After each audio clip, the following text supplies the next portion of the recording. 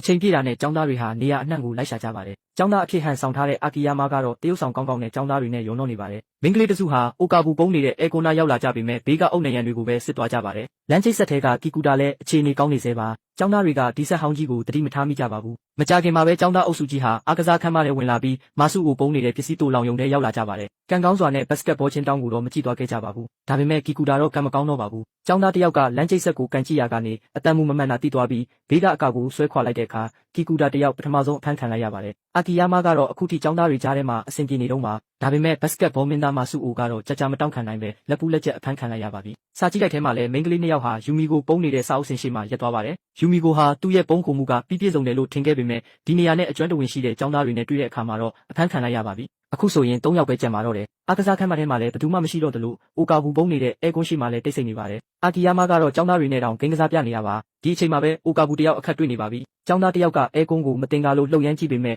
အများသုံးပစ္စည်းပြတ်မှဆိုလို့ပြန်ထွက်သွားခဲ့ပါတယ်။စူပင်လည်းအန္တရာယ်ရှိနေပါပြီ။ဒီတစ်ခါမှာတော့အာကီယာမာဥဆောင်တဲ့အဖွဲ့ကလာရောက်စစ်ဆေးတာပါ။ဒါပေမဲ့သူတို့ကအန်ဆွဲနှိမ့်ငယ်ကိုပဲအပေါ်ရန်ကြည့်ရှုပြီးထွက်သွားခဲ့ကြပါတယ်။ဒီလိုနဲ့အားလုံးအဆင်ပြေသွားပြီလို့ထင်ရပေမဲ့အိုကာဘူကတော့ကန်ဆိုးသွားခဲ့ပါတယ်။မိန်းကလေးအုပ်စုကအဲကွန်းအဖုံးကိုမတင်ကားလို့ဖွင့်စစ်လိုက်တဲ့အခါအိုကာဘူလည်းအဖမ်းခံလိုက်ရပါတယ်။အာကီယာမာကတော့တရုတ်ဆောင်ကောင်းချက်ပြ။သူကအိုကာဘူအဖမ်းခံလိုက်ရတာကိုဓာတ်ပုံတောင်လိုက်ရိုက်ပြနေတာပါ။ကျောင်းအားကစားခန်းမကြီးကတော့စူပင်ရဲ့အကြိုက်ဆုံးနေရာဖြစ်နေတော့ပါပြီ။နောက်ဆုံးမှာတော့အကွက်မြင်မြင်ပုံအောင်နိုင်ခဲ့တဲ့စူပင်နဲ့အာကီယာမာတို့ဟာဒေါ်လာ1 သန်းစုကြေးကိုထိုက်ထိုက်တန်တန်ရရှိသွားခဲ့ပါတယ်။